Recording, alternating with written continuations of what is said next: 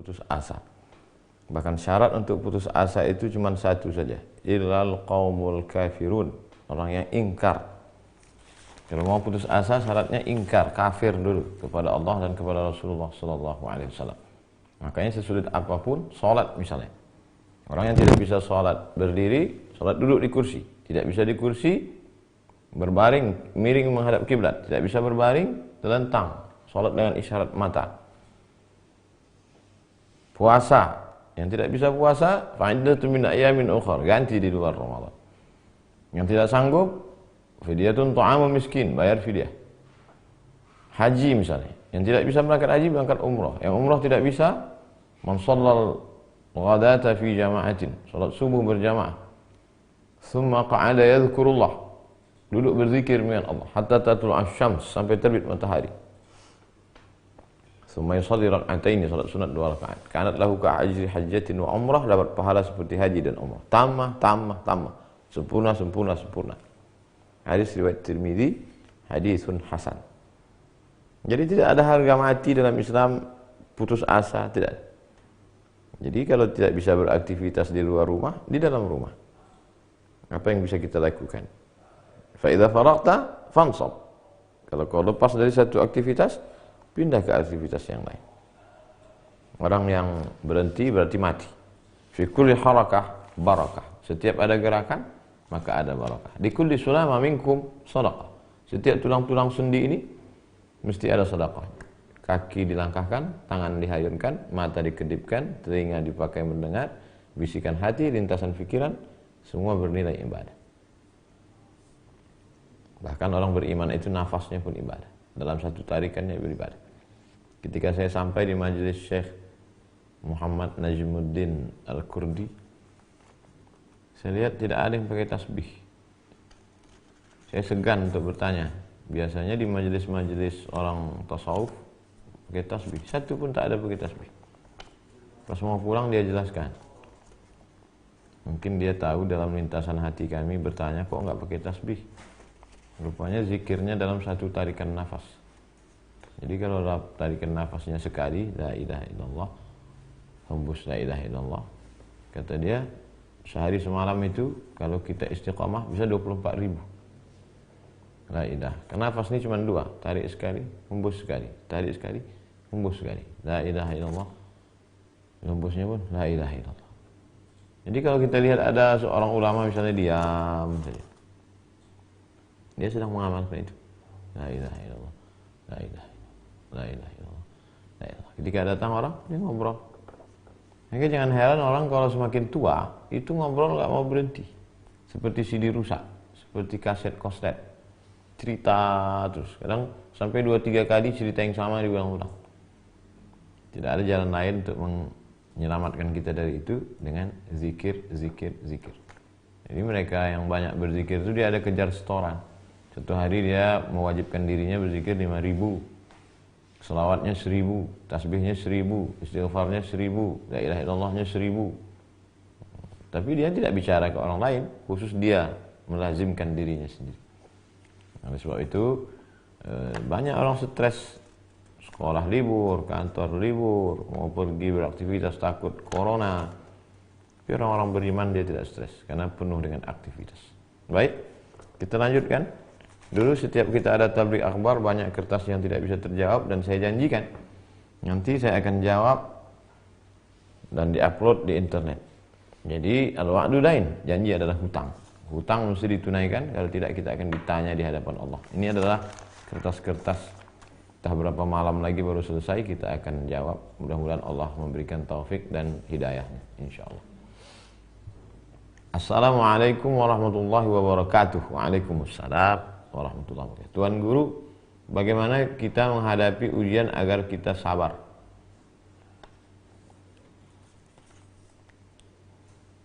Pertama, kita fahami bahwa yang memberikan ujian itu Allah. Yang kedua, bahwa kita adalah makhluk ciptaan Allah. Kita ini kal mayyit baina ma yaghsiluhu. Kita ini seperti mayat di tangan orang yang memandikannya. Tangan kita mau dibelokkan, yang mau diginikan, yang mau dimasukkannya ke hidung, kapas mau disiramnya air, itu terserah dia. ridha kepada Allah Subhanahu wa taala. Jadi yang pertama kali adalah aqidah, keyakinan bahwa kita adalah makhluk Allah. Di dunia ini cuma ada dua, Khaliq Allah, makhluk, kita makhluk. Makhluk itu masih Allah, selain dari Allah, ikut dia. Makanya makna Islam itu artinya istislam, berserah diri, al-inqiyad, patuh, at-ta'ah, taat. Sami'na wa ata'na. Itu yang pertama kali. Yang kedua, minta kekuatan dari Allah. Ya Allah, ini Engkau yang memberikan ujian, aku yakin Engkau pasti berikan karena menurut ilmu Engkau aku mampu. Karena Engkau berkata dalam ayat-Mu, la yukallifullahu nafsan illa wus'aha. Allah tidak memberikan lebih dari kemampuan. Kuatkan hatiku supaya aku sabar. Yang ketiga, yakinlah bahwa Allah Subhanahu wa taala memberikan itu karena ada tiga kemungkinan. Pertama, menghapuskan dosa-dosa di masa lalu. Kita banyak silap, banyak salah, banyak dosa. Allah berikan supaya kita bersih. Allah sayang sama kita. Kalau Allah tidak sayang, dia biarkan kita berdosa di akhirat baru diazab. Tapi kita, Allah sayang hatta yamshi 'alal ardi ma kana 'alaihi khati'ah. Sampai dia berjalan di atas muka bumi, tak ada dosa sama sekali. Yang kedua, boleh jadi Allah sudah tempatkan kita di suatu tempat yang terpuji, cuman amal kita kurang. Maka kata Allah, coba lihat catatan hambaku ini, catat amalnya kurang ya Allah, beri dia ujian. Supaya kalau dia sabar, dia bisa naik ke sana. Yang ketiga, bahwa Allah mau berikan kita amalan yang kita tidak sadar, tapi pahalanya lebih besar daripada sholat tahajud, lebih besar daripada jihad fisabilillah, lebih besar daripada mati berperang, lebih besar daripada haji dan umrah. Apa dia? Innama yuwaffas sabiruna ajrahum bighairi hisab. Allah akan berikan balasan orang yang sabar bighairi hisab. Yang keempat, kita mesti yakini bahwa Allah Subhanahu wa taala nanti ketika di surga Allah bertanya, "Madza turidun?" Kalian yang sudah masuk surga, sudah dapat semuanya, muttaqina fiha 'alal ara'ik. Mereka duduk bersandar di kursi-kursi dipan yang panjang. Jannatin tajri min tahtihal anhar, di bawah mereka ada taman-taman yang di bawahnya mengalir sungai-sungai. Lalu kemudian Allah bertanya, "Wa madza turidun?" Habis ini kalian mau apa lagi? Semua penghuni surga menjawab, "Ridhaka." Ada satu yang kami belum dapat, ridhaka, ridha. Dan orang yang mendapat ridha Allah itu adalah orang yang ridha menerima segala ujian dari Allah SWT.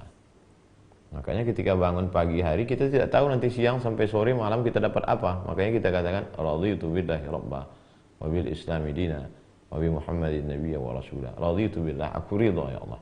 Apapun yang kau kasih, aku ridha ya Allah. Ridha Allah maqam yang paling tertinggi. Orang kalau sudah ridha, maka apapun yang dia kasih.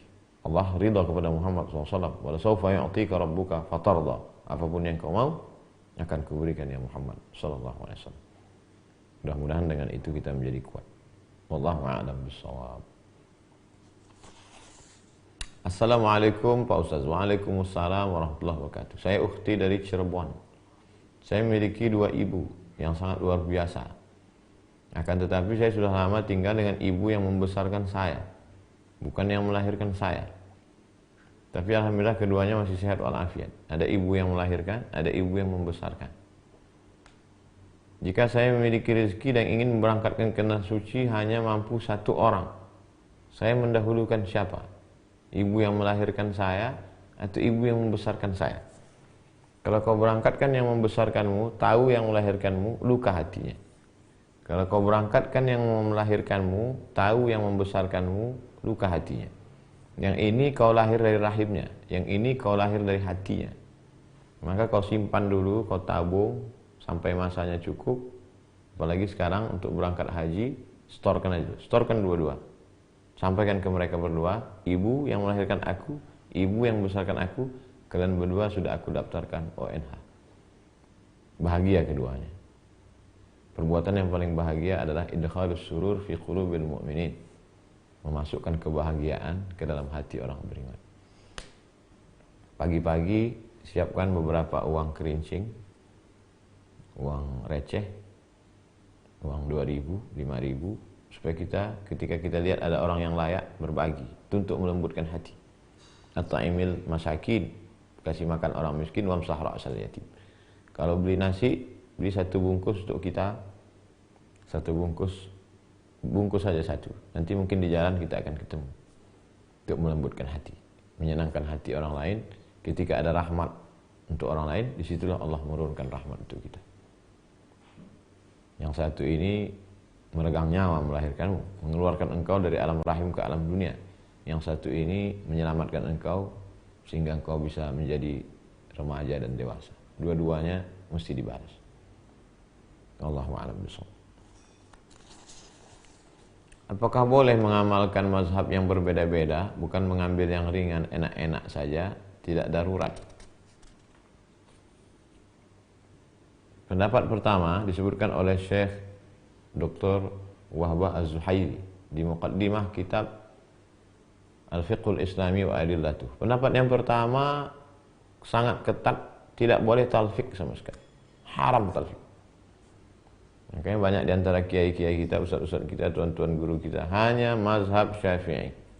Kalau di Al-Wasliyah, Al-Jami'atul Wasliyah, mazhab Syafi'i dengan tetap menghormati Hanafi, Hambali, Maliki.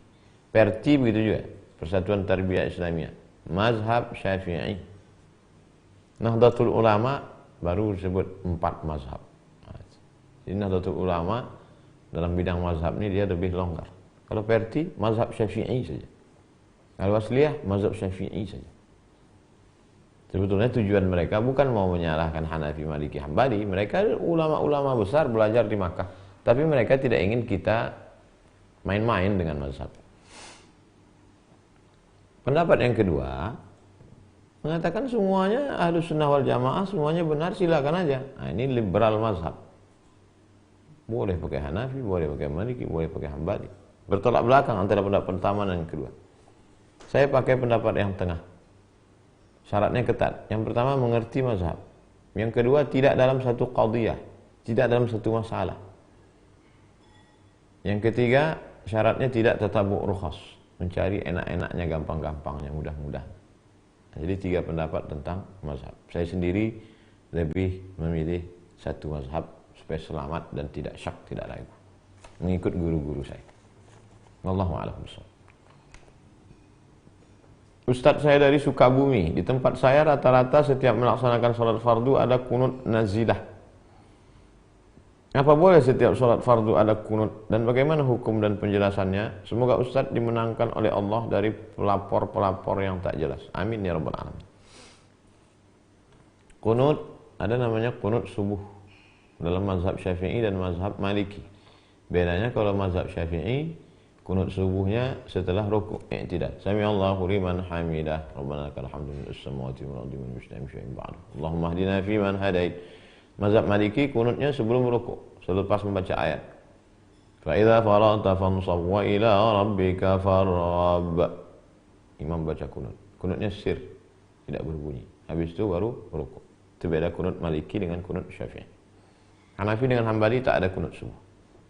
Yang kedua kunut witir. Kunut witir ini terbagi 3 mazhab. Mazhab yang pertama tak ada kunut sama sekali dalam witir. Mazhab yang kedua ada kunut setelah pertengahan, setelah malam 15. Itu mazhab Syafi'i. Mazhab yang ketiga kunut dari awal sampai akhir. Jadi kalau ada dari sejak malam pertama dia sudah baca kunut, itu namanya kunut witir. Yang ketiga kunut nazilah. Kunut nazilah ketika terjadi musibah. Kunut ketika, bahkan ketika salat Jumat pun kunut. Saya pulang dari Maroko haji tahun 2007. Setelah itu bulan Maret ke Brunei Darussalam. Beberapa kali sholat Jumat di Bandar Seri Begawan dibacakan. Perintah dari Sultan karena banyak musibah maka membaca kunut pada sholat Jumat. Di Malaysia juga begitu. Perintah dari Mufti membaca kunut pada sholat Jumat. Nah, ini. Jadi tentang membaca kunut pada sholat fardu itu adalah, mana dalilnya? Ketika Nabi mengutus para da'i, lalu da'i itu dibunuh oleh orang kafir musyrik. Lalu kemudian Nabi SAW berkunut selama sebulan, kunut nazilah. Allahumma la'an bani Ri'il, Allahumma la'an Zakwan, Allahumma la'an Usayyah. Ya Allah, la'natlah bani Ri'il, la'natlah Zakwan, la'natlah Usayyah. Thumma tarakahu. Setelah sebulan Nabi meninggalkan kunut. Di situ letak ikhtilafnya. Kata Imam Abdul Rahman Ibn Mahdi, thumma tarakahu, kemudian Nabi meninggalkan meninggalkan laknat. Kunutnya terus, tapi yang berhenti itu laknatnya. Sedangkan mazhab Hanafi dan Hambali mengatakan kunutnya berhenti. Nah, di situ ikhtilaf antara kunut nazilah dengan kunut subuh. Wallahu a'lam bishawab. Assalamualaikum Ustaz. Waalaikumsalam warahmatullahi wabarakatuh. Saya ingin bertanya, berdosakah jika mengambil uang suami diam-diam untuk membeli keperluan sendiri kalau suaminya pelit? Terima kasih. Jazakumullah khairan. Ketika Nabi SAW sampai ke kota Makkah Al-Mukarramah pada tahun 8 Hijrah, peristiwa itu disebut dengan Fathu Makkah. Lalu kemudian Nabi duduk di atas bukit Safa, datang seorang perempuan. Kata perempuan ini, Inna Aba Sufyan rajulun syahih. Ya Rasulullah, sesungguhnya suamiku namanya Abu Sufyan, orangnya syahih. Syahih itu lebih parah daripada bakhil. Pelit sekali. Bolehkah aku ambil uangnya untuk memberi makan anak-anakku dan keperluan aku sehari-hari? Kata Nabi, ambillah. Ambil secukupnya untuk keperluan sehari-hari. Makanya seorang suami ketika setelah akad nikah disuruh Pak Kua baca, coba baca ini, wa ashiruhunna bil ma'ruf, pergaulilah istrimu itu bil ma'ruf. Bil ma'ruf diambil dari kata urf. Urf artinya standar. Untuk kota itu kira-kira standarnya untuk keperluan makan, rumah, tempat tinggal, pakaian, pendidikan anak, itu kira-kiranya berapa cukupnya untuk kota itu. Tentu kita tidak bisa samakan antara Saudi Arabia, Maroko, Sudan, Jakarta, Pekanbaru, Sumatera, Kalimantan. Tidak sama, Papua beda. Makanya digunakan kata urf. Menurut standar di negeri itu berapa? Tidak terlalu tinggi, tidak terlalu rendah, yang sedang. Standarnya 3 juta. Lalu suami memberi 1 juta, maka boleh dia ambil 2 juta. Lebih dari itu berarti dia melampau batas. La ta'tadu, jangan melampau. Innallaha la yuhibbul mu'tadin. Allah tidak suka kepada orang yang melampau batas. Wallahu a'lam bishawab. Kelas 7A, Ibnu Rushd. Apakah peran ibu lebih penting daripada ayah? Ya Rasulullah, wahai Rasulullah, man ahaqqun nas bi husni suhbati? Siapa orang yang paling layak mendapatkan baktiku? Kata seorang sahabat bertanya kepada Nabi. Nabi menjawab, ummuka. Sumaman, siapa lagi? Ummuka. Sumaman, siapa lagi? Ummuka. Sumaman, abuka. Nabi menyebut 3 untuk ibu, 1 untuk ayah. Dalam ayat Al-Quran, wa qadha rabbuka alla ta'budu illa iyyah. Allah mewajibkan engkau beribadah kepada Allah. Wa bil walidaini ihsana. Untuk ayah dan ibumu, maka berbuat baiklah engkau. Dalam hadis lain, ya Rasulullah, ayul a'mal ahabbu ilallah. Apa amal yang paling dicintai Allah Subhanahu wa taala? As-salatu ala waqtiha. Qultu summa ayun, apa lagi ya Rasulullah? Al-jihadu fi sabilillah. Qultu summa ayun, apa lagi ya Rasulullah? Birrul walidain, berbakti kepada orang tua. Jadi berbakti, sayangi ayah, taati, senangkan hatinya, beri dia makanan, pakaian, sara hidupnya, berikan dia hadiah, beri dia surprise, senangkan, bahagiakan. Tapi ibu lebih, karena ibu mengandung, ibu menyusukan, ibu melahirkan. Wallahu a'lam bishawab. Assalamualaikum Ustaz. Waalaikumsalam warahmatullahi wabarakatuh. Bagaimana cara mengembalikan uang kepada orang yang saya ambil uangnya tanpa sepengetahuannya? Jumlahnya saya lupa. Saya sebagai orangnya sudah pindah. Juga sebagian orangnya sudah pindah tak tahu kemana. Pertama harus dipastikan jumlahnya berapa. Kalau tidak ingat angka nominalnya agak-agak, kita bisa memprediksi. Kira-kira dulu tahun 90-an kita SMP. Kira-kira kalau anak SMP ngambil uang berapa? Ya taruhlah 100.000. 100.000 tahun 90 itu angkanya dulu tetapkan 100. Yang kedua, berapa gram emas? Karena yang tidak berubah itu adalah dinar harga emas. Jadi kalau 9 tahun 90 itu harga 100.000 itu 1 gram emas tahun 90, maka kalau mau bayar tahun 2020 bukan dengan 100.000-nya, tapi dengan 1 gram emasnya. Karena terjadi inflasi, harga mata uang berubah. Tidak sama 100.000 tahun 90 dengan tahun 2020. Tapi harga emas 1 gram sama. Jadi kalau harga 100.000 itu 1 gram emas, berarti bayar sekarang tahun 2020 1 gram emas. 1 gram emas itu sekarang 500.000. Maka bayarlah 500. Yang ketiga, cari ahli warisnya. Tidak diketahui di mana ahli warisnya. 4, serahkan untuk masalih ammah. Masalih ammah, maslahat umum. Panti jompo, anak yatim, fakir miskin, masjid. Bukan person, tapi masalih ammah, kepentingan umum. Wallahu a'lam bishawab. Assalamualaikum. Waalaikumsalam warahmatullahi wabarakatuh. Apakah termasuk dosa jariyah apabila mengumpulkan ijazah dengan foto belum berhijab? Innal mar'ata, sesungguhnya perempuan, idza balagatil mahid, kalau sudah sampai usia menstruasi, la yaslullaha an yura minha, tidak boleh nampak dari tubuhnya illa hadza wajah wa hadza, telapak tangan. Yang dimaksud dengan telapak tangan zahiruha wa batinuha, artinya tertutup sampai di sini. Tiba-tiba di pas foto SD, oke, belum akhir balik. Pas foto SMP, SMA, S1, S2, S3, pas fotonya rambut nampak. Apakah perlu dicopot pas foto itu diganti dengan foto berhijab? Tidak bisa, karena kalau dicopot berarti harus tempel baru. Maka dibiarkan saja di situ. Ad-darurat tubihul mahzurat. Ad-daruratu tuqaddaru biqadriha. Dan orang juga memakai ijazah itu bukan ijazah asli, fotokopi. Fotokopi tidak jelas gambarnya. Dan orang selalu yang dilihat itu kan keterangannya, bahwa dia sekolah sudah selesai, tanggal lahir, di mana pendidikannya. Foto itu tidak terlalu diperhatikan orang. Jadi kadar nisbat mudarat mungkarnya minim. Jadi tidak termasuk dalam kategori yang dimaksud dengan dosa jariyah itu adalah disengaja. Adapun orang yang sudah mengaku, misalnya artis, dia pernah buat film, lalu kemudian ditonton orang. Setelah itu dia buat pernyataan, saya hijrah. Semua yang dulu-dulu saya mohon ampun kepada Allah SWT. Saya berharap kepada seluruh penonton supaya ditarik lagi, tidak ambil keuntungan, profit. Karena tolonglah saya supaya Allah meridhai saya. Setelah itu dia tidak mengambil keuntungan. Jangan hijrahnya, pindah pekerjaannya, tapi mengambil royalti yang terus mengalir. Itu namanya hijrahnya tidak kafah, tidak total. Mudah-mudahan kita diselamatkan dari dosa jariyah. Wallahu a'lam bishawab. Assalamualaikum Ustaz. Waalaikumsalam warahmatullahi wabarakatuh. Saya ingin tanya, kalau misalnya orang tua saya salah sebut lalu marah ke saya mau balas, tapi kan saya seorang anak, tidak boleh. Apa yang harus saya lakukan?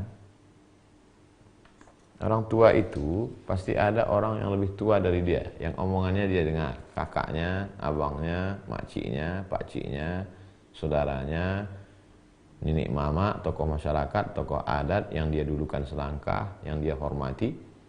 Maka kita tidak bicara ke dia. Bahasanya bahasa orang lain, tapi substansi maknanya dari kita. Kita sampaikan ke orang lain yang kira-kira omongannya didengar, ustadznya, gurunya, guru ngajinya, dia yang ngomong dengan bahasa dia. Bilisani qaumihi, dengan bahasa dia. Insya Allah pesannya sampai. Jadi bukan kita menasihati, karena bicara kita tidak akan didengar oleh mereka. Jadi betapa materi penting, tapi metode cara menyampaikan materi juga jauh lebih penting. Dan satu lagi, doa silahul mu'min. Doa senjatanya orang beriman. Tetap usaha, ikhtiar, dan berdoa. Mudah-mudahan Allah bukakan pintu hatinya. Wallahu a'lam bishawab. Nama saya Devi Ramazana. Assalamualaikum. Waalaikumsalam warahmatullahi wabarakatuh. Saya mau tanya, adakah doa khusus agar suami ngasih uang belanja lebih?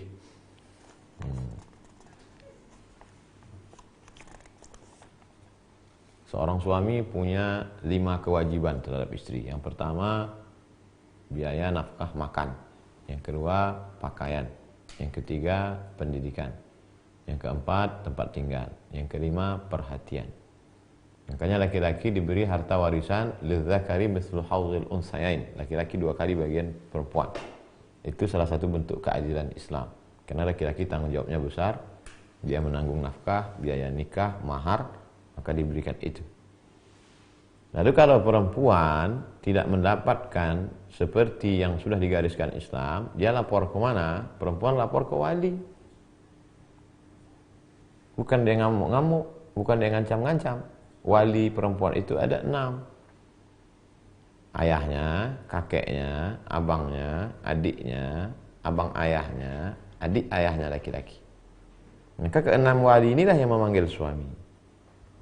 Dipanggil suami, dinasihati, kamu punya kewajiban. Kenapa kamu tidak kasih sesuai dengan standar? Saya tidak mampu, Pak. Wali ini membantu. Kalau ada yang punya mampu, kasih dia modal. anakmu, ponakanmu yang perempuan dinasihati. Kamu mesti hidup prihatin karena suamimu ini susah. Nah, begitu. Jadi komunikasinya dibangun. Begitu ajaran Islam. Doa penting. Doa pakai bahasa Indonesia. Ya Allah, dengan kemuliaan surat Al-Fatihah, lembutkanlah hatinya, bukakan pintu hatinya. Tahajud, aqrabu ma yakunul abdu min rabbih wa huwa sajid. Seorang hamba paling dekat dengan Allah ketika dia sedang bersujud. Fa'aksiru fihi doa. Perbanyaklah doa di sujud itu. Salat sunat 2 rakaat, salat sunat hajat, usolli sunatal hajat rakaataini lillahi ta'ala. Wallahu a'lam bishawab. Nama saya Fatwa Mahesa Caniago, umur 17 tahun. Assalamualaikum Ustaz. Waalaikumsalam warahmatullahi wabarakatuh. Dalam surat An-Nisa ayat 103 dikatakan, sesungguhnya salat itu adalah fardu yang ditentukan waktunya atas orang-orang yang beriman. Apa yang dimaksud ayat di atas? Bukankah Allah yang menentukan waktu itu sendiri? Siapa orang beriman yang dimaksud dari ayat itu? Inna salata kanat 'alal mu'minina kitaban mawquta. Inna salata, sesungguhnya salat 'alal mu'minina diwajibkan Allah bagi orang-orang beriman, kitaban mawquta, waktunya sudah ditentukan. Yang menetapkan waktu itu siapa? Allah Subhanahu wa taala. Zuhur, subuh, zuhur, asar, maghrib, isya. Subuh 2 rakaat, zuhur 4 rakaat, asar 4 rakaat, maghrib 3 rakaat, isya 2 rakaat. Ada yang sir, ada yang jahar. Nabi Muhammad SAW ketika Isra Mi'raj menerima 5 waktu. 50 terlalu berat, jadi 5. Tapi teknis waktu, nama, cara, tata caranya itu setelah dia turun ke Makkah. Coba lihat kitab Muwatta Imam Malik tahun 179 Hijrah. Bab-bab awal tentang sholat, waktu sholat. Maka datang Jibril alaihissalam mengajarkan subuh begini, bacaannya subuh begini, 2 rakaat. Nanti waktunya begitu ini. Zuhur, asar, maghrib, isya. Yang menetapkan siapa? Allah. Diwajibkan pada siapa? Orang beriman. Yang membawa siapa? Muhammad sallallahu alaihi wasallam. Wallahu a'lam bishawab. Assalamualaikum Ustaz. Waalaikumsalam. Saya ingin bertanya. Ketika selesai sholat berjamaah, saya hendak bersalaman dengan yang di samping saya. Assalamualaikum warahmatullahi wabarakatuh. Assalamualaikum warahmatullahi wabarakatuh. Mau bersalam. Tapi hendak saya salam, wajahnya menoleh ke samping, seperti tidak suka kalau bersalaman. Apa hukumnya? Kalau sebelum sholat tadi sudah bersalaman, masuk masjid bersalaman, lalu kemudian sholat, selesai sholat orang yang sama di sebelah dia salam, hukumnya mubah. Bersalaman dengan orang yang sudah bersalaman sekali lagi hukumnya mubah. Masuk masjid ketika sedang qamat, terus sholat. Selesai sholat, salaman, hukumnya sunnah. Begitu kata Imam An-Nawawi, meninggal tahun 767. 676, Imam An-Nawawi. Bersalaman sebelum sholat, salaman lagi setelah sholat, mubah. Sebelum sholat, belum salaman. Selesai sholat, baru salaman, hukumnya sunnah. Imam Nawawi, dari kalangan mazhab Syafi'i. Imam Nawawi tidak punya Sahih Muslim. Tapi dia menulis kitab Al-Minhaj Syarah Sahih Muslim Ibnul Hajjaj. Imam Nawawi tidak punya Sahih Muslim, tapi dia bisa mensyarah Sahih Muslim. Artinya apa? Sahih Muslim itu di kepala dia semua. Nah, jadi Imam Nawawi ini bukan imam sembarangan. Jangan katakan ini enggak sunnah loh. Dia ahli sunnah, ahli hadis. Wallahu a'lam bishawab.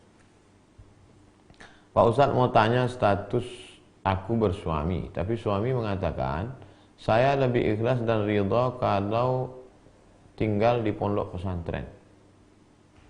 Gimana Pak Ustadz? Neng, Fakultas Hukum. Kata suaminya, aku lebih ridha kamu tinggal di pondok pesantren. Kalau suamimu berkata demikian, tanya maksud suamimu apa? Maksud kamu apa, Mas? Karena kalau maksud dia dengan mengatakan itu, kamu lebih baik pondok pesantren, niat dia maksudnya mau menceraikan. Berarti itu lafaz tolak kinayah. Tolak itu ada 2. Satu, sharih, aku ceraikan kamu. Itu sharih, jelas. Yang kedua, kinayah, menggunakan lafaz yang multi interpretasi. Pulanglah kamu, atau kamu bagusnya pesantren aja, di pondok aja. Tanya dia, maksudnya apa? Kalau nggak berani, lapor ke wali. Nanti walinya manggil. Kamu kan ngomong ke istrimu, supaya bagusnya di pondok aja. Maksud kamu apa? Maksud saya Pak, supaya dia belajar agama di pondok. Oh, berarti kalau gitu disuruh mondok lagi belajar. Tapi kalau maksud dia mau menceraikan, berarti jatuh talak satu. Iddahnya 3 bulan. Wal mutallaqatu yatarabbasna bi anfusina thalathata quru. 3 quru, 3 kali suci. Satu mazhab menyebut 3 kali haid, 3 bulan. Wallahu a'lam bishawab. Assalamualaikum warahmatullahi wabarakatuh. Waalaikumsalam warahmatullahi wabarakatuh. Bagaimana cara mengajak orang tua, keluarga untuk selalu hadir di majelis, mementingkan akhirat? Biasanya kalau ada keluarga kita yang meninggal dunia, itu cara Allah menegur supaya kita ingat mati. Mungkin tidak di tengah keluarga, tetangga kita ada yang meninggal. Mudah-mudahan dia tersentuh dengan itu. Wa kafa bil mauti wa'idha. Cukuplah kematian sebagai nasihat.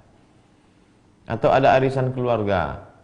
Kebetulan hari Ahad, pas giliran rumah kita. Jadi kita adik-adik yang sudah ngaji, tapi bapak ibunya belum suka pengajian, itu manfaatkan kira-kira lewat pintu celah mana kita bisa masuk. Pintu arisan, manfaatkan, undang ustadz, sampaikan ustadz ceritanya tentang kita ini semua hidup mau mati, bekal apa yang akan kita bawa.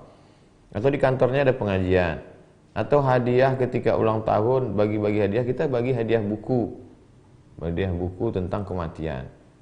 Pokoknya pakai segala celah kira-kira dakwah ini bisa masuk ke dalam. Tentu dengan cara yang santun dan baik, menyentuh hati. Ayah diyallahu bika rajulan wahidan, satu orang dapat menyentuh, satu orang dapat hidayah karena lisanmu, karena caramu, karena metodemu, khairum min humurin na'am, lebih baik daripada engkau memiliki seekor unta yang merah. Wallahu a'lam bishawab.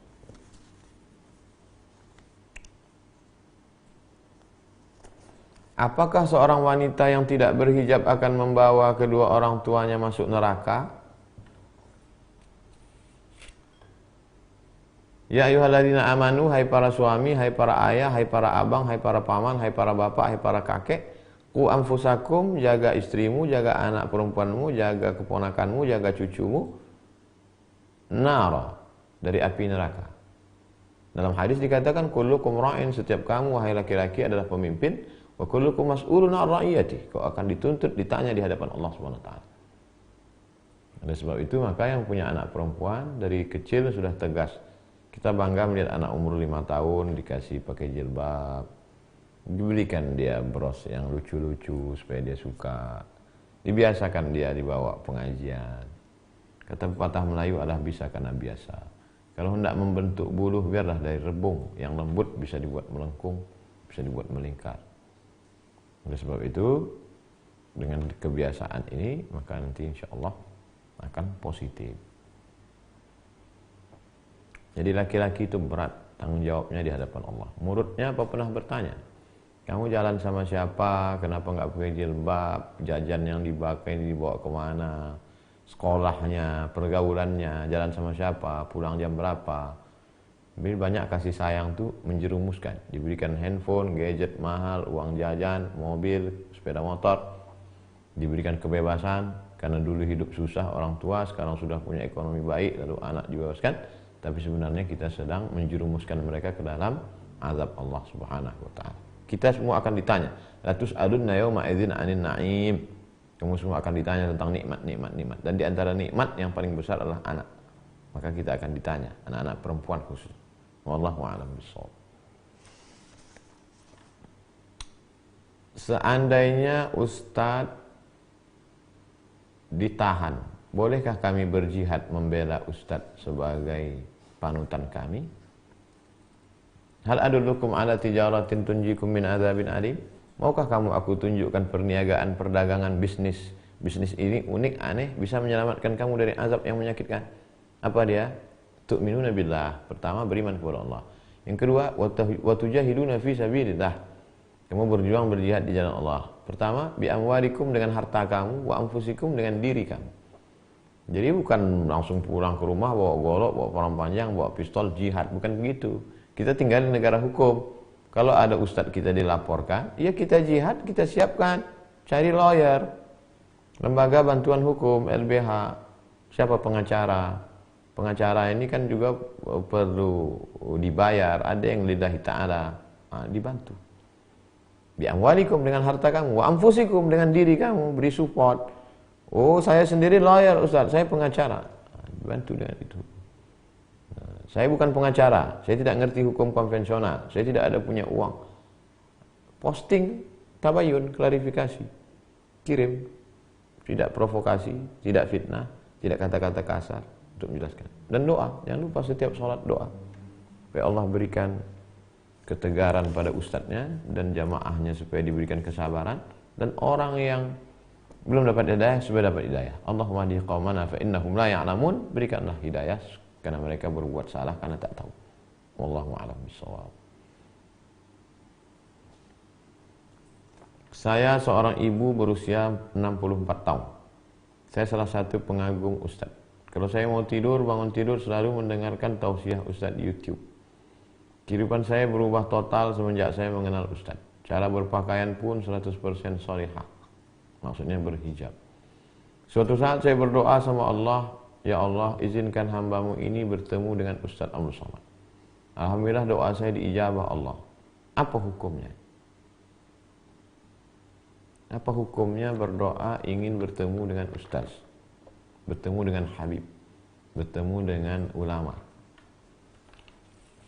Nabi Musa alaihissalam berharap bertemu dengan orang yang lebih mulia dari dirinya, yang disebut Allah wa 'allamnahu min ladunna ilma. Kami ajarkan kepadanya ilmu. Khidir alaihissalam berharap ingin bertemu dengan orang baik, itu adalah baik. Pada masa Nabi Muhammad SAW, kata Nabi, nanti akan ada orang soleh doanya makbul. Kalau dia sampai ke negeri kamu, mintalah doa kepadanya karena doanya dikabulkan Allah. Sahabat semua ingin bertemu dengan dia. Dia tidak masuk dalam kategori sahabat karena tidak bertemu dengan Nabi. Namanya Uwais Al-Qarni. Saya amat sangat ingin bertemu dengan Habib Umar bin Hafiz. Ketemu. Saya berdoa, Allah pertemukan. Banyak ulama-ulama ingin bertemu. Ingin bertemu dengan almarhum Mbah Mun, dipertemukan Allah SWT. Ingin bertemu dengan keluarga besar Kiai Haji Hashim Asy'ari, masa-masa penulisan disertasi, dipertemukan Allah SWT. Langkah, rezeki, pertemuan, maut, kuasa Allah. Tapi kita bisa berdoa. La yaruddul qadha illa du'a. Artinya perbuatan ibu baik, tidak salah. Wallahu a'lam bishawab. Assalamualaikum Ustaz. Waalaikumsalam. Apa yang dimaksud dengan penyakit ain dan apa ciri-cirinya? Ain maknanya mata. A'udzubillahi minasyaitonirrajim. Wa iyyakadul ladzina kafaru la yuzliqunaka bi absarihim. Sesungguhnya orang-orang kafir itu hampir saja la yuzliqunaka, zaliqatit turuqu, la yuzliqunaka, menggelincirkanmu, membuatmu terpeleset. Hampir saja orang-orang kafir itu membuatmu tergelincir, terpeleset, terjatuh bi absarihim, dengan mata mereka. Nah, itu disebut dengan ain. Makanya kita dilarang oleh sebagian ulama memposting gambar anak kita yang lucu-lucu, karena dikhawatirkan ketika diposting ada orang yang tidak suka, dia pandang, muncul hasadnya. Makanya ada ayat wa min syarri hasidin idza hasad. Ketika muncul hasadnya, datang setan. Nah, ini anaknya kena ain. Al-ainu haq, kata Nabi. Ain itu hak, kebenaran. Nah, jadi berawal dari mata, melihat, datang rasa tidak suka, datang setan masuk. Makanya itu terlihat dari doa yang diajarkan Nabi SAW. A'udzu bikalimatillahi tammati, aku berlindung kepada Allah dengan nama Allah yang maha sempurna. A'udzu bikalimatillahi tammati min kulli syaitanin wa hammatin wa min kulli ainin lammah. Aku berlindung kepada Allah Ta'ala dari ain, dari mata, lamma, yang jahat. Jibril alaihissalam meruqyah Nabi Muhammad SAW. Bismillah, dengan nama Allah. Urqika, aku ruqyah engkau. Min kulli syai'in yu'zika, dari segala sesuatu yang menyakitkanmu. Min syarri kulli nafsin, dari segala yang jahat, yang buruk. Au ainin hasidin, atau mata yang hasad. Hasid, hasad. Allah yashfika, Allah menyembuhkanmu. Bismillahi urqika, dengan nama Allah aku meruqyah. Oleh sebab itu makanya perempuan sebaiknya tidak terlalu membuka, memposting-posting, karena nanti dilihat orang. Tidak semua orang baik, tidak semua orang ikut senang dengan kesenangan kita, tidak semua orang ikut bahagia dengan kebahagiaan kita. Banyak juga orang yang sakit hati dengan kesenangan kita. Maka muncul dari pandangan matanya, muncul hasadnya, datang setan. Kalau terkena, maka baca Fatihah sekali, Qul huwallahu 3 kali, Qul huwallahu falaq sekali, Qul huwallahu nas sekali, ayat kursi sekali, sholawat, bacakan Bismillahirrahmanirrahim la yadurru ma'asmihi syai'un fil ardi wala fis sama'i wa huwas samiul alim. Bismillahi urqika u'idzuka. Nabi SAW meruqyah Hasan dan Husain, Sayyidina Hasan dan Husain, u'idzukuma min kulli u'idzukuma, aku berlindung kepada Allah Ta'ala, aku mohon perlindungan kepada Allah Ta'ala untuk kamu berdua. A'udzu bi kalimatillahi tammati min kulli syaitani wa hammati wa min kulli ainir lamma. Wallahu a'lam bishawab.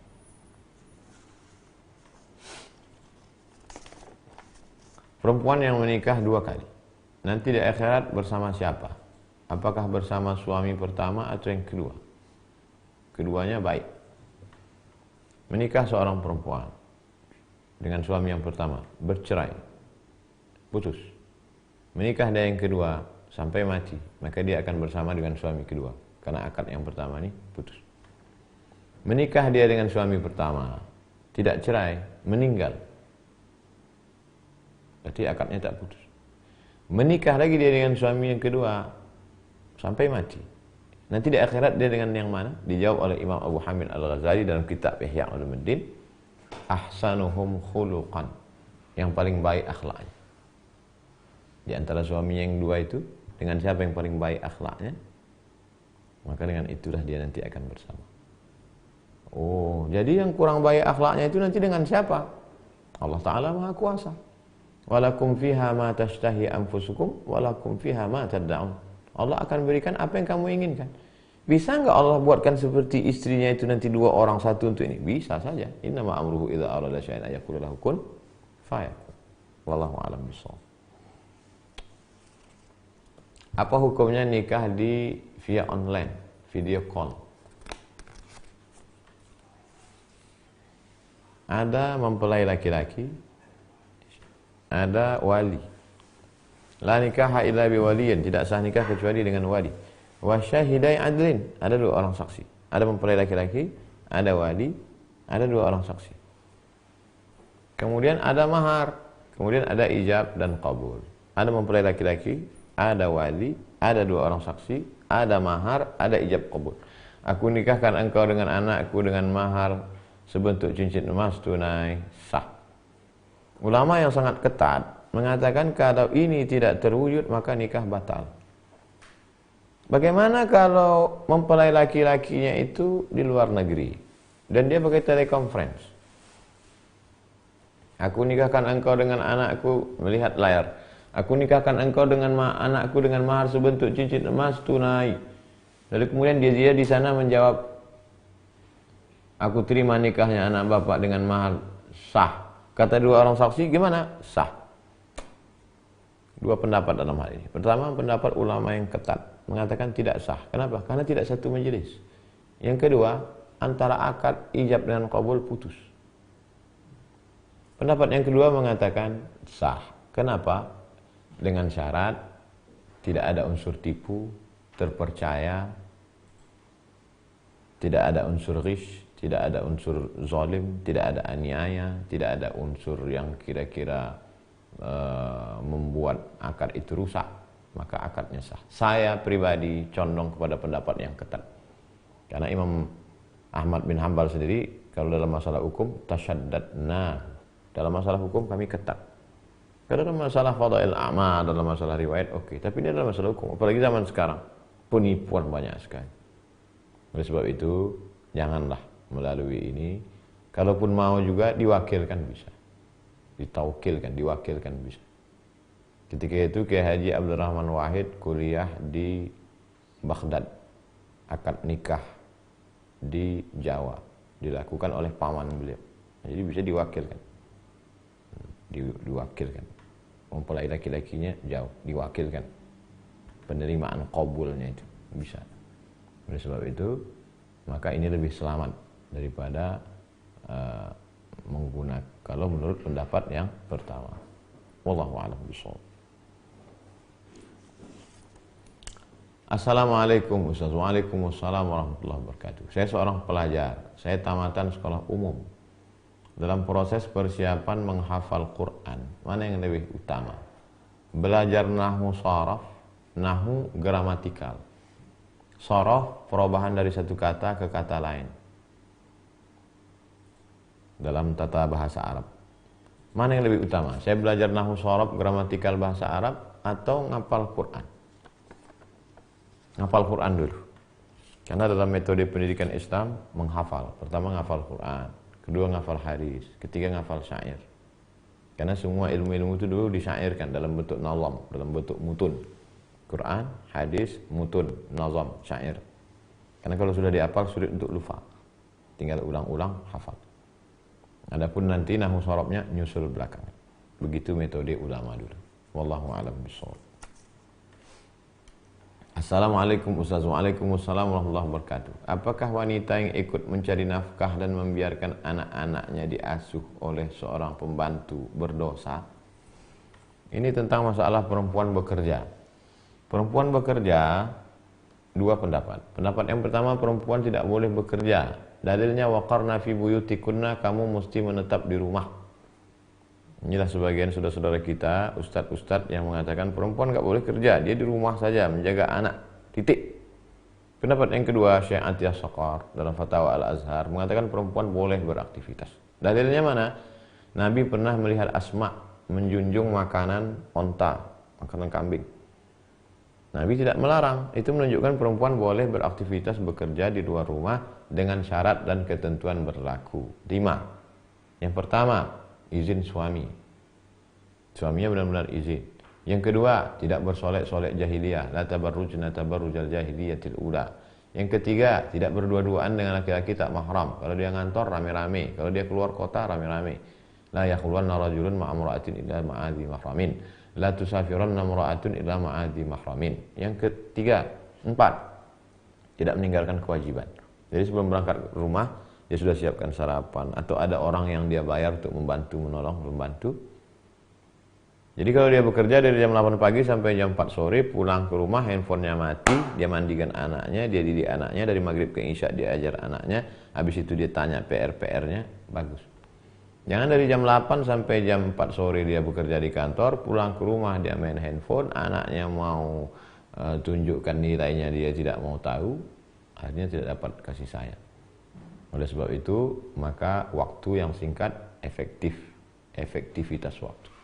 Wallahu a'lam bishawab. Assalamualaikum warahmatullahi wabarakatuh. Waalaikumsalam warahmatullahi wabarakatuh. Saya ingin sekali menyekolahkan anak saya ke pesantren, tapi biayanya sangat mahal. Bagaimana solusinya? Sekarang ada rumah-rumah tahfiz. Jadi anaknya biar saja sekolah SMP pagi. Pagi biar di SMP. Jam 12, jam 1 pulang. Pulang, masukkan ke rumah tahfiz. Alhamdulillah di beberapa kota ada rumah tahfiz. Masukkan. Nanti dia akan menghafal Quran. Atau ada program maghrib mengaji dari maghrib ke isya. Jadi sekolahnya tetap dapat ijazah SMP 3 tahun, SMA 3 tahun. Tapi dia ada hafalan Al-Quran. Dalam setahun hafal juz 30, habis itu hafal juz 29, habis itu hafal juz 28. Untuk yang juz belakang bagus 28, 29, 30, nanti baru juz 1 dari depan. Ar-Rahman, Yasin. Jadi pendidikan agama dia dapat. Ini bagi masyarakat yang ekonomi susah. Adapun bagi pemimpin kita, anggota dewan, bupati, mumpung masih ada jabatan kekuasaan amanah diberikan Allah, supportlah pendidikan agama, masukkan 5 pelajaran agama ke SMP, akidah, Quran, hadis, akhlak, bahasa Arab. Akidah, Quran, hadis, akhlak, bahasa Arab. Support Dewan, DPR, RD, DPR provinsi untuk SMA provinsi, DPRD untuk kabupaten kota, sekolah-sekolah SMP dimasukkan pendidikan agama, maka insya Allah selamat anak-anak kita dari narkoba, dari zina, dari pergaulan bebas. Wallahu a'lam bishawab. Assalamualaikum Pak Ustadz. Waalaikumsalam warahmatullahi wabarakatuh. Saya mau tanya, bagaimana hukumnya jika seorang ayah tidak memberi nafkah kepada anak dan istri Karena beliau sakit. 5 kewajiban seorang suami. Seorang ayah kepada anak, seorang suami kepada istri. Makanan, pakaian, pendidikan, tempat tinggal, perhatian. Kalau dia tidak sanggup, perhatian termasuk seksual. Kalau dia tidak mampu, maka dia diberikan masa untuk berobat, impoten. Diberikan dalam Islam berobat setahun. Setahun dia tidak sembuh, maka istrinya berhak untuk menggugat ke pengadilan. Penyakit kusta, penyakit supak, boleh dia menggugat. Jadi dalam Islam itu rasional. Jadi tidak semata-mata perasaan saja. Nah, bagaimana kalau dia tidak mampu memberikan nafkah zahir, yang tadi batin, zahir, tak mampu dia memberikan makan? Maka dalam Islam dia punya keluarga, keluarganya menolong. Wa ta'awanu 'alal birri wat taqwa wa la ta'awanu 'alal itsmi wal 'udwan. Keluarganya pun susah juga. La yukallifullahu nafsan illa wus'aha. Allah tidak membebani orang di luar kemampuannya. Maka kalau sudah di bawah kemampuan, maka diangkat hukum kewajiban dari dirinya. Mudah-mudahan saudara-saudara kita yang mengalami seperti ini dibukakan Allah segala kesulitannya, ditolong Allah segala kesusahannya. Wallahu a'lam bishawab. Assalamualaikum. Waalaikumsalam warahmatullahi wabarakatuh. Salahkah menolak seorang lelaki yang hendak berkenalan dan meminang karena beliau perokok dan saya nggak kuat asap rokok?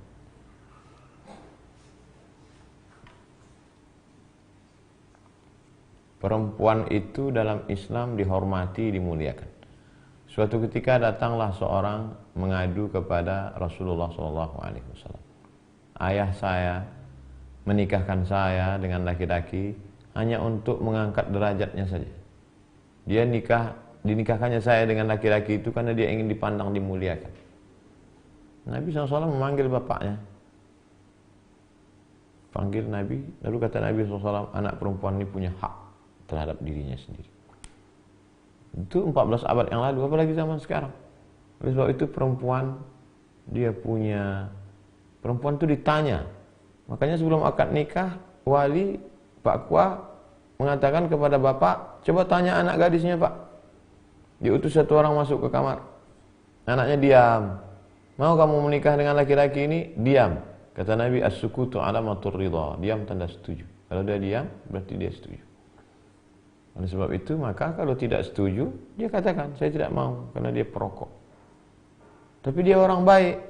Tanya, mau tak berhenti merokok sekian bulan ini? Jadi keputusan itu ada pada perempuan, ada pada walinya, bermusyawarahlah mereka. Wa amruhum syura bainahum. Allah memberikan yang terbaik. Wallahu a'lam bishawab. Apa hukumnya membakar kemenyan dalam tahlilan?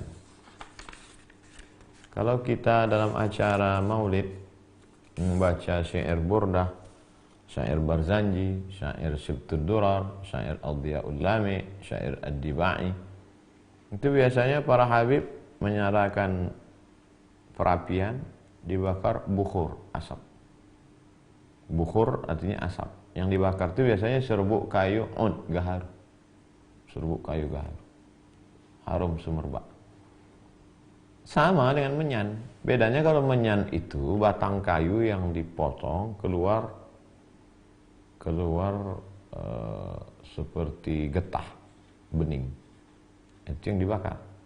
Kenapa di tempat kita nggak pakai gaharu? Gaharu mahal. Gaharu dijual, diekspor keluar, yang dibakar menyan. Jadi kalau gaharu dibakar, menyan dibakar untuk mengharumkan ruangan, karena malaikat suka pada yang harum-harum, ya nggak masalah. Saya pun sampai hari ini menyimpan menyan. Ada menyan hitam, ada menyan bening, ada kayu gaharu, bukhur. Ini untuk harum-haruman, dibakar. Tidak masalah. Tapi kalau dia meyakini dengan membaca Yasin, tahlilan, lalu dibakar, ini asapnya nanti yang membawa makanan ayam panggang perut kuning ini ke alam sana, itu nggak benar. Itu mesti diluruskan. Ini sudah terkait dengan akidah. Tapi saya yakin dan percaya mereka yang membakar itu hanya untuk harum-haruman, bukan memanggil hantu setan. Wallahu a'lam bishawab. Assalamualaikum warahmatullahi wabarakatuh. Kalau kita membaca surah Yasin dan tahlil beserta surah lain, zikir dan salawat seperti pada buku-buku Yasin tahlil, kemudian kami hadiahkan semua pahala amalan itu kepada Rasulullah, kepada keluarganya, kepada zuriatnya, kepada sahabatnya, kepada wali-wali, kepada orang tua, kepada seluruh kaum muslimin, baik yang hidup yang sudah meninggal. Apakah sampai? Man halala sab'ina marrah, siapa yang bertahlil 70 kali. Summa ahda thawabahu lil mayyit, kemudian dihadiahkannya pahala tahlil itu kepada mayit, orang yang meninggal. Yantafi'u bihi, maka orang yang meninggal itu dapat pahalanya. Yantafi'u bihi, bermanfaat, ada manfaatnya, ada efeknya. Itu kata Imam Ibnu Taimiyah dalam kitab Majmu' Fatawa. Imam Ibnu Taimiyah yang paling keras dalam masalah bid'ah. Man halala sab'ina marrah, siapa yang bertahlil 70 kali. Summa ahda thawabahu lil mayyit, dia hadiahkan pahalanya. La ilaha illallah, la ilaha illallah. Aku hadiahkan pahalanya untuk Syekh Abdul Qadir Al-Jilani, untuk Syekh Bahauddin An-Naqsyabandi, untuk Syekh Ahmad Al-Badawi, untuk Syekh Ahmad Al-Rifai, untuk Syekh Abdul Hasan As-Sadiri. Yantafi'u bihi, maka ada manfaatnya sampai pahalanya. Bagaimana dengan untuk Rasulullah SAW? Tanpa kita hadiahkan pun pahalanya otomatis sampai kepada Rasulullah. Mana dalilnya? Man dalla ala khairin falahu mislu ajri fa'ilihi. Siapa yang menunjukkan suatu amalan baik, maka pahalanya dia sudah dapat. Semua amal kebaikan kita ini yang menunjukkannya adalah Muhammad SAW. Maka semua perbuatan kita sampai pahalanya kepada Nabi Muhammad SAW. Adapun kepada orang tua, bedanya dengan orang lain. Kalau orang tua tidak perlu kita sebut Allahumma ausil thawaba ma qara'tuhu, ya Allah, sampaikanlah pahala bacaanku kepada orang tuaku. Tidak perlu baca itu langsung sampai. Tapi kalau untuk orang lain perlu kita sebutkan Allahumma ausil thawaba ma qara'tuhu, ya Allah, sampaikanlah pahala bacaan yang ku baca tadi min surat Yasin wa suratil Fatihah wa suratil Ikhlas wal muawwidhataini. Sampaikanlah pahala bacaan surat Yasin, Al-Fatihah, Qul huwallahu 3 kali, Qul huwal falaq, Qul bin nas, ayat kursi, awal Al-Baqarah, ujung Al-Baqarah kepada almarhum fulan bin fulan. Wallahu a'lam bishawab.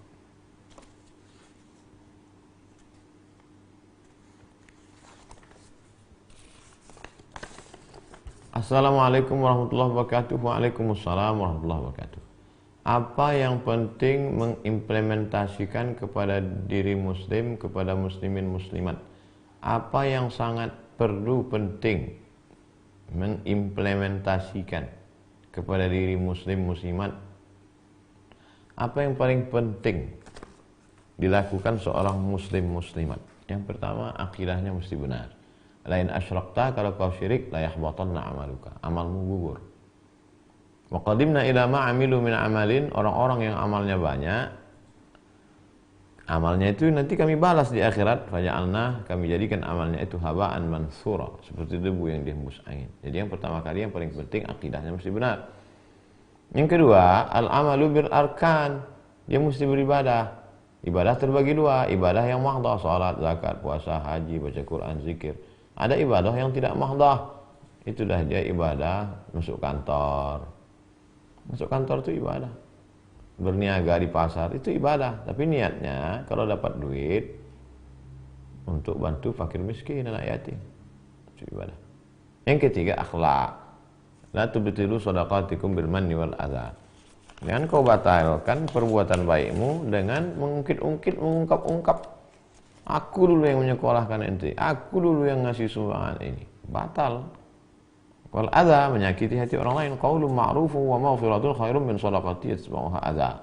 Ucapan yang lembut, pemberian maaf lebih baik daripada berbuat baik tapi menyakiti hati orang lain. Wallahu a'lam bishawab. Assalamualaikum Ustaz. Waalaikumsalam warahmatullahi wabarakatuh. Saya dari warga Lormes, ingin bertanya, apa hukumnya laki-laki berambut gondrong dan pirang? Tentang rambut panjang itu mesti dilihat dulu kenapa dia berambut panjang. Kalau dia berambut panjang menyerupai perempuan, memang ada dalam dirinya itu ingin menyerupai perempuan, maka dilaknat. La'anallahu al-mutasyabbihin minar rijal bin nisa wal mutasyabbihat minan nisa bir rijal. Allah melaknat laki-laki yang menyerupai perempuan. Banyak sekarang laki-laki dipanjangkannya rambutnya ingin menyerupai perempuan, maka dia dilaknat. Tapi kalau dia memanjangkan rambut hanya ingin merasa dia lebih jantan, lebih gagah, lebih perkasa, ya nggak apa-apa. Selama bersih. At-tahuru syatrul iman. Bersih itu bagian setengah dari iman. Bagaimana kalau dengan sudah panjang gondrong pirang? Ketika Nabi SAW sampai di kota Makkah Al-Mukarramah, ayah Abu Bakar itu namanya Abu Quhafah, rambutnya putih semua, jenggotnya juga putih. Kata Nabi menyuruh dicelup rambut yang putih itu dengan warna pirang. Jannibus sawat, jangan pakai warna hitam. Karena kalau dengan warna hitam nanti tertipu. Banyak anak-anak gadis menengok orang tua pakai rambut hitam, rupanya sudah tua, beruban, tertipu.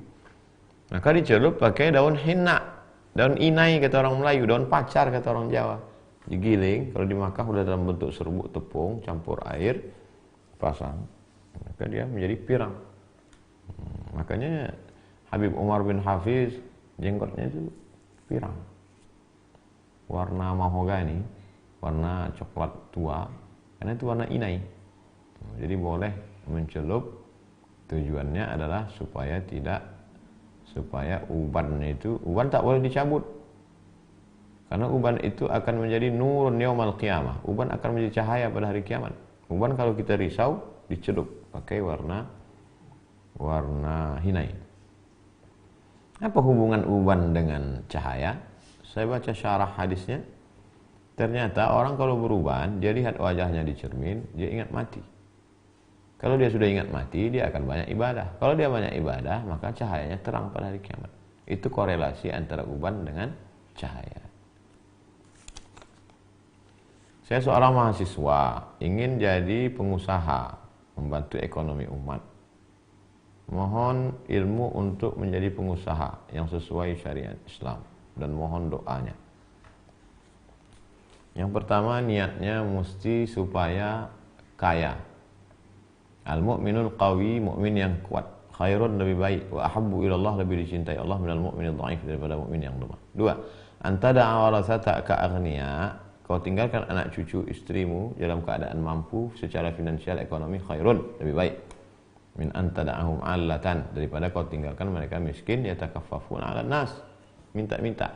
Yang ketiga, kalau kau berusaha niatnya adalah untuk bangun masjid. Saya ingin jadi bisnismen supaya bisa bangun masjid, bukan untuk bangun rumah. Bangun masjid. Man bana masjidan, siapa yang bangun masjid, banallahu mithlahu baitan fil jannah, dibangunkan untuknya satu tempat di surga. Jadi untuk kepentingan. Yang keempat, dia mesti belajar kepada orang berilmu. Jadi buatlah sebuah komunitas, undang bisnismen muda yang berhasil, milenial, tularkan ilmunya. Sekarang tuh banyak tuh bisnismen kita, komunitas pengusaha hijrah, komunitas berbagi, komunitas muslim, komunitas pengusaha muda muslim. Nah, ini semua untuk berbagi. Setelah itu doa. Karena orang kalau hanya sekedar usaha, nanti kalau berhasil sombong. Tapi kalau dia berdoa, dia sadar bahwa ini adalah titipan Allah Subhanahu wa ta'ala. Wallahu a'lam bishawab. Bagaimana hukum melewati orang sholat untuk memenuhi shaf? Sawus sufuf, di antara makna sawus sufuf artinya penuhkan shaf depan. Fa inna tasbihatu sufuf min tamamis shalah. Penuhkan shaf depan, baru shaf kedua. Tiba-tiba di depan shaf itu ada kosong satu. Siapa yang maju ke depan, maka yang belakang ini langsung maju ke depan. Atau yang dari shaf ini mendekat ke tengah. Imam di tengah, kosong di sini. Yang kanan ini merapat. Atau yang belakang ini tergantung siapa cepat. Dia kosong untuk mengambil keutamaan fadhil. Apa hukumnya melewati orang salat? Lau kana ya'lamul marru. Seandainya orang yang melewati salat itu tahu dosanya melewati orang yang salat, pastilah dia akan berdiri arba'ina. Kata rawi hadis itu, aku tidak tahu apa makna arba'in, 40, apakah 40 hari, 40 bulan atau 40 tahun. Lebih baik tegak 40 di sampingnya, apakah 40 hari, 40 bulan atau 40 tahun, daripada melewati orang yang salat. Tapi membiarkan shaf kosong juga enggak benar. Oleh sebab itu maka kalau ada shaf kosong, salat belum dimulai, mau hari Jumat, ada orang sholat, tunggu dulu. Tak lama itu, selesai salam dia baru isi yang kosong itu. Wallahu a'lam bishawab.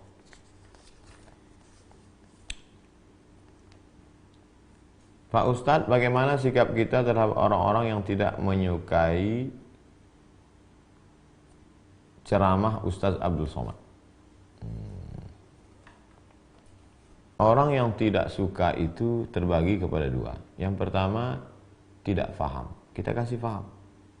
Dia tidak faham isi ceramah itu karena dia tidak mendengar langsung, tapi dia mendengar potongan-potongannya. Maka biasanya Ustadz Abdul Somad memberikan ceramah klarifikasi. Ini ceramah klarifikasi. Lihat semua penjelasannya dalam video pendek di Ustadz Abdul Somad Official.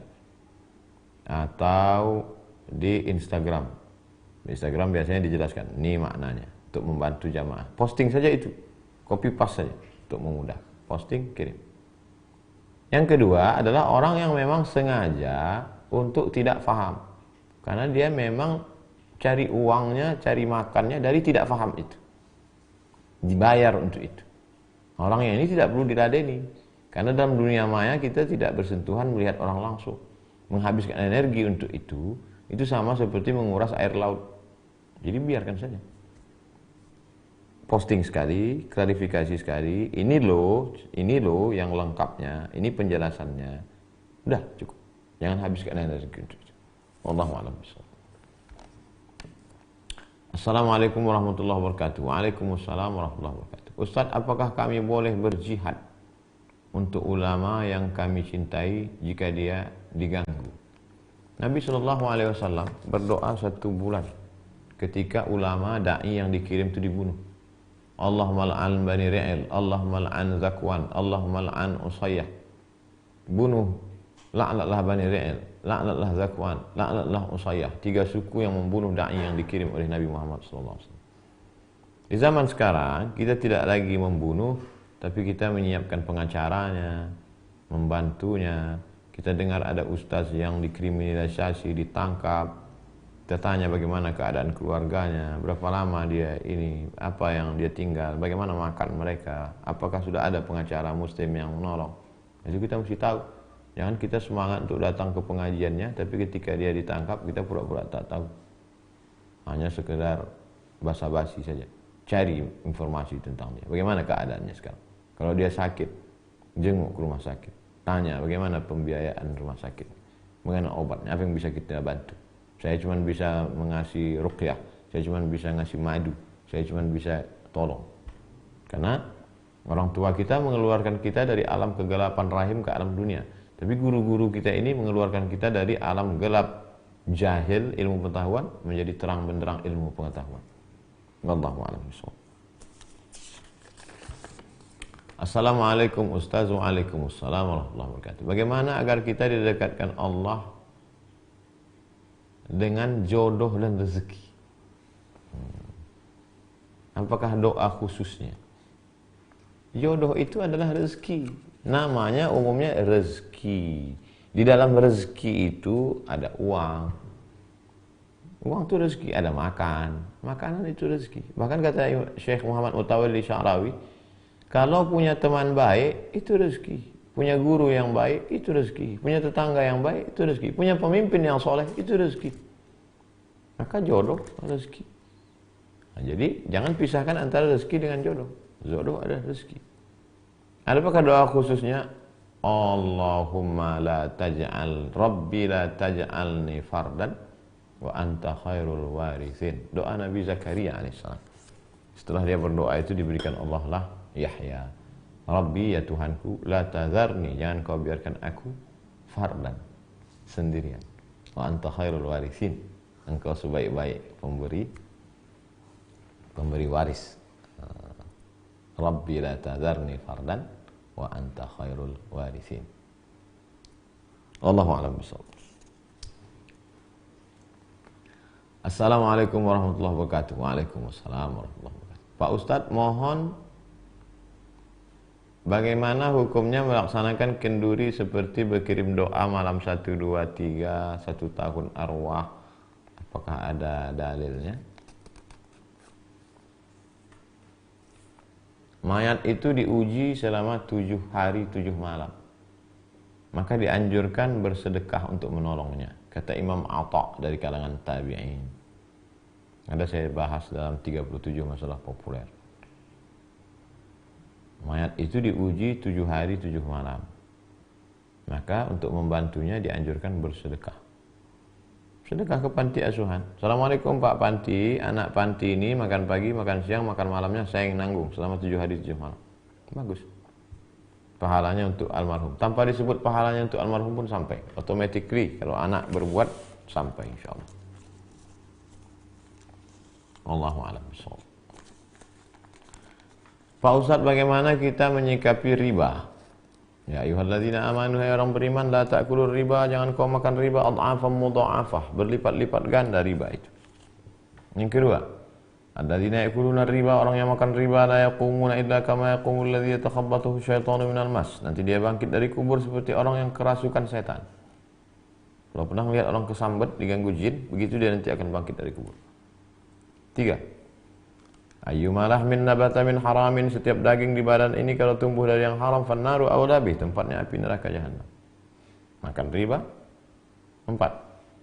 Berdoa pagi petang siang malam, ya Allah ya Rabbi, doanya tidak dikabulkan. Kenapa? Mat'amuhu haram, makanannya haram. Malashrabuhu haram, minumannya haram. Malbasuhu haram, pakaiannya haram. Wa ghudhiya bil haram, diberi makan haram. 5. Orang yang makan riba, maka dia jauh dari rahmat Allah Subhanahu wa ta'ala. Suatu ketika Imam Hanafi, Imam Abu Hanifah ingin bertamu ke rumah orang. Di depan rumah orang itu ada pohon kayu. Imam Hanafi tegak, dia panas. Ya Imam Hanafi, kata orang. Ya. Kenapa nggak mau bernaung di depan kayu depan rumah orang itu? Saya nggak mau bernaung di depan rumahnya, di depan kayunya, karena orang yang punya rumah ini minjam uang saya. Apa salahnya? Kullu qardin jara naf'an fahuwa riba. Setiap pinjaman kalau mengambil manfaat maka riba. Bernaung di bawah pohon kayu di depan rumah orang yang minjam uangmu pun Imam Hanafi tidak mau karena takut kena riba. Begitulah hadusnya Imam Hanafi tentang masalah riba. Wallahu a'lam bishawab. Ustaz, bagaimana hukum musik dalam Islam? Untuk lengkapnya baca kitab Fiqhul Musiqa wal Aghani, fikih musik dan lagu, ditulis oleh Syekh Yusuf Al-Qaradawi. Sudah diterjemah ke dalam bahasa Indonesia. Walaqad zayyana as-samaa'a ad-dunya bi zinatil kawakib. Kami sudah menghiasi langit-langit dengan bintang-bintang yang cantik dan indah. Kalau kita naikkan mata kita ke atas di tengah malam, nampak cantik indah. Kata Syekh Yusuf Al-Qaradawi, kalau mata suka melihat yang indah, maka telinga juga suka mendengar yang indah-indah. Itu makanya di majelis-majelis para habaib, setelah baca kitab misalnya, jenuh, letih, ya Allah munsyid. Mana ada munsyid? Munsyid maksudnya yang baca nasyid. Ya Rabbana atarafna. Dah, baca lagi. Nanti jenuh, munsyid, baca lagi. Salawat. Salawat burdah, salawat barzanji, salawat dibai, salawat. Karena ketika mendengar itu, urat-urat kita yang tadi tegang, mendengar itu lembut. Saya tanya, Habib, kenapa ini ada munsyid, ada nasyid? Qamarun, untuk membuka pintu hati, untuk menenangkan. Oh, itu maksudnya. Jadi kalau mata suka, telinga juga. Yang jadi masalah, bagaimana kalau suara yang indah itu diiringi dengan alat musik? Kata Syekh Yusuf Qaradawi, tidak ada hadis satupun yang sahih melarang alat musik. Wa minan nasi may yashri lahwal hadits liyudilla an sabilillah. Ada sebagian manusia ini yang membeli lahwal hadis untuk menyesatkan orang dari jalan Allah. Lahwal hadis itu kan artinya musik, Pak Ustaz. Kata siapa? Kata Imam Mujahid. Mujahid tabi'in. Mujahid, Ikrimah, Ad-Dhahhak, Jabir. dari kalangan tabi'in. Itu interpretasi, bukan hadis. Maka kata Syekh Qaradawi, tak ada hadis sahih mengharamkan musik. Makanya Syekh Muhammad Al-Ghazali, Syekh Abu Hamid Al-Ghazali menghalalkan, membolehkan musik. Ibnu Hazm itu yang paling banyak dikutip ulama tentang masalah musik. Kesimpulannya, al-ghina mithlul kalam, musik itu sama seperti ucapan. Ucapan kalau baik, ya baik, dapat pahala. Makanya sekarang ada musik religi,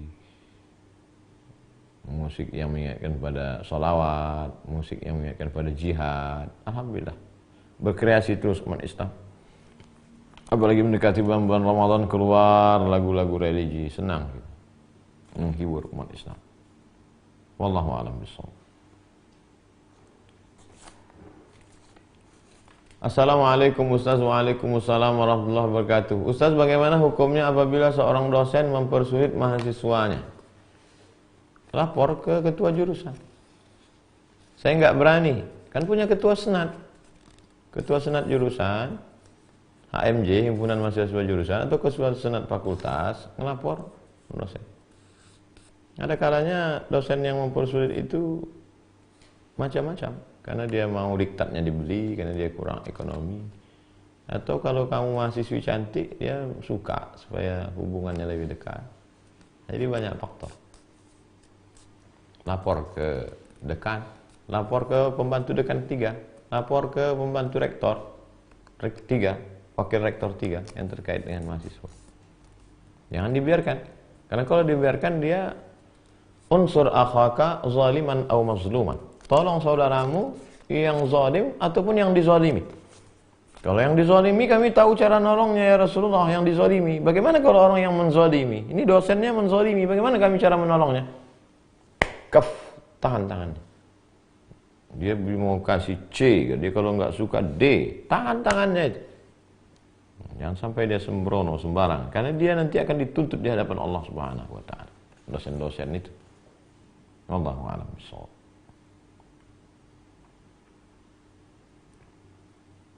Mohon doa buat orang tua saya sedang sakit, Ibu Sahdaniyah Bakri binti Muhammad Bakri. Bismillahirrahmanirrahim. Alhamdulillahirabbil alamin. Arrahmanirrahim. Maliki yaumiddin.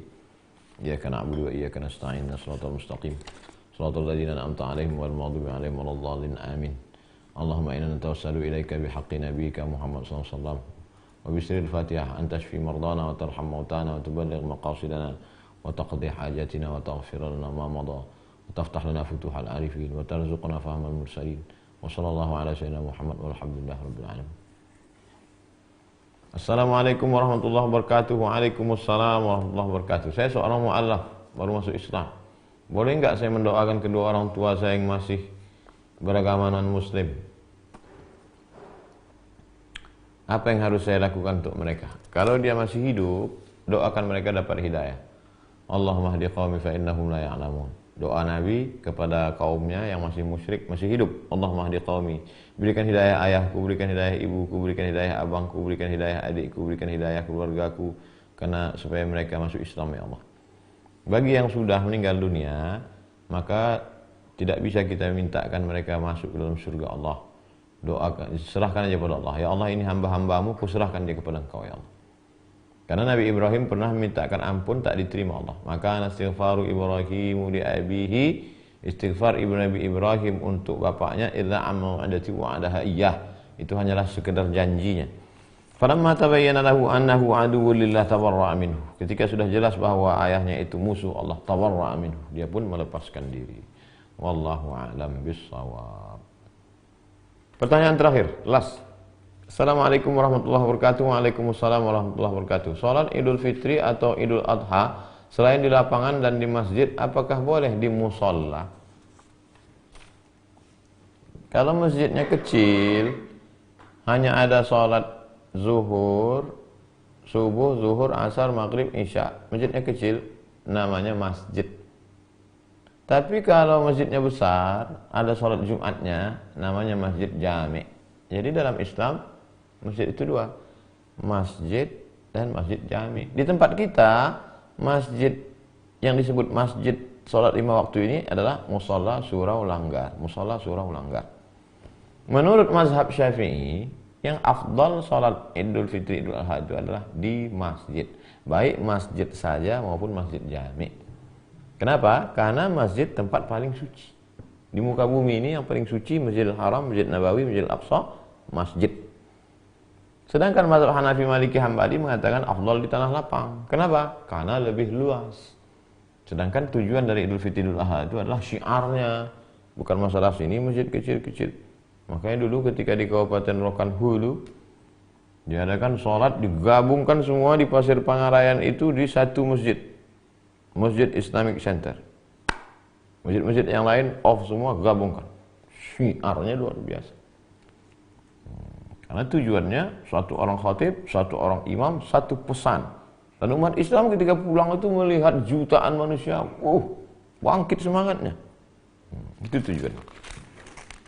Wallahu a'lam. Terima kasih segala perhatian jamaah dimanapun berada. Semoga senantiasa terus beraktivitas, jangan putus asa, banyak berzikir dengan Allah, basahkan lidah dengan tasbih subhanallah walhamdulillah wala ilaha illallah wallahu akbar.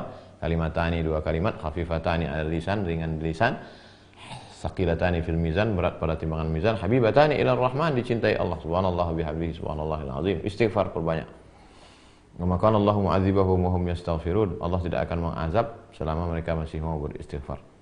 Banyak-banyak beristighfar. Astaghfirullahaladzim, astaghfirullahaladzim, astaghfirullahaladzim, astaghfirullahaladzim, alladzi la ilaha illa huwa atubu ilaih. Banyak-banyak berselawat. Di antara penyebab tertolaknya bala adalah dengan banyak berselawat. Allahumma shalli ala sayyidina Muhammadin salatan tunjina biha min jamil ahwali wal afat, taqdirana biha jami'al hajat, tutahhiruna biha min jami'is sayyi'at, tarfa'una biha indaka 'ala darajat, tuballighuna bi aqsal ghaib jamil khairati fil hayati wa ba'dal mamat. 7. Innaka sami'un qaribun mujibud da'wat wa yaqdil hajat. Wa sallallahu ala sayyidina maulana Muhammad wa ala alihi wasallam walhamdulillah rabbil alamin. Terima kasih. Wassalamualaikum warahmatullahi wabarakatuh.